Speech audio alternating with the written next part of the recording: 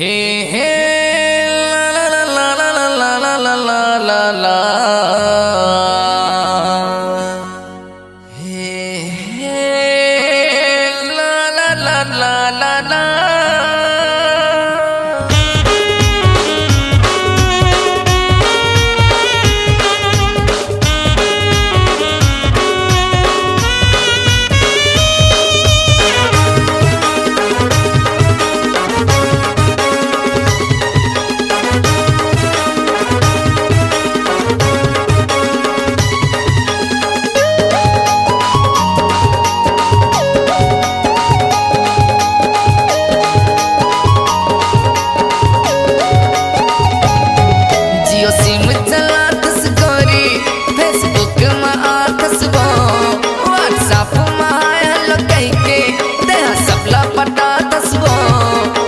तारा शहर के टूरा मल्ला दीवाना बना तसवो बे तारा शहर के टूरा मल्ला दीवाना बना तसवो।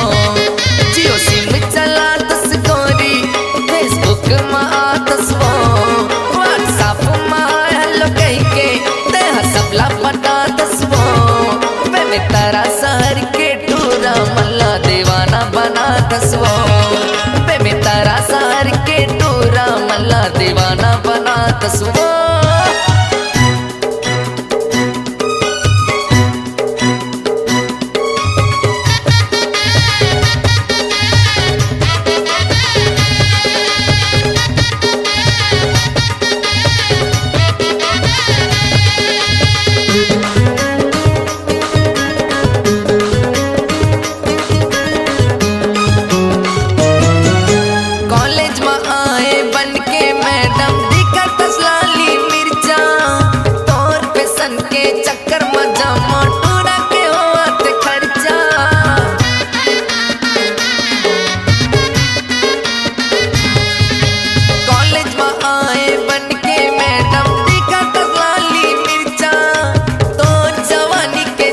जगह में होवा थे अड़बड़ चर्चा तोर जवानी के जगह जगह में होवा थे अड़बड़ चर्चा। लब को चट पड़ा के गोरी काबर माया बना तसवो लब को चट पड़ा के गोरी काबर माया बना तसवो बे तारा शहर के टूरा मल्ला दीवाना बना तसवो बे तारा शहर के टूरा मल्ला दीवाना बना तसवो।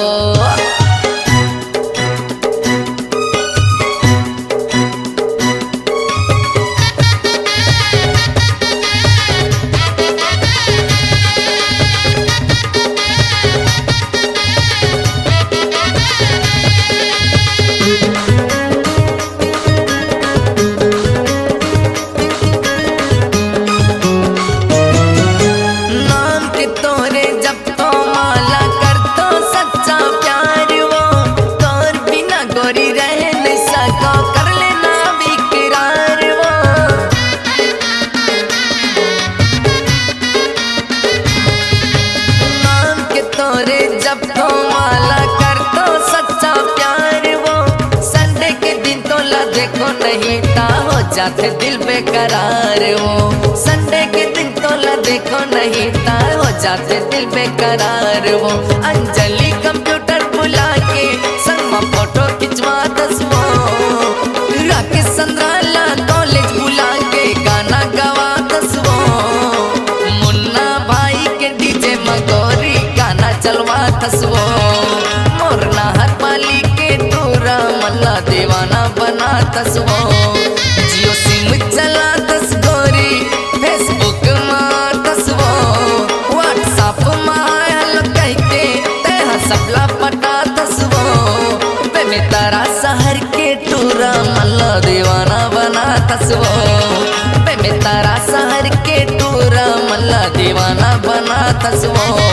जियो सिम चला तस्कोरी फेसबुक में तसवो व्हाट्सएप में हेलो कह के गोरी सबला पटा तसवो बे तारा शहर के टूरा मल्ला दीवाना बना तसवो मुंगेली शहर के टूरा मल्ला दीवाना बना तसवो मोर रायपुर शहर के टूरा मल्ला मल्ला दीवाना बना तस्वो मोर छत्तीसगढ़िया टूरा मल्ला दीवाना बना तस्वो मोर रायगढ़ शहर के टूरा मल्ला दीवाना बना तस्वो।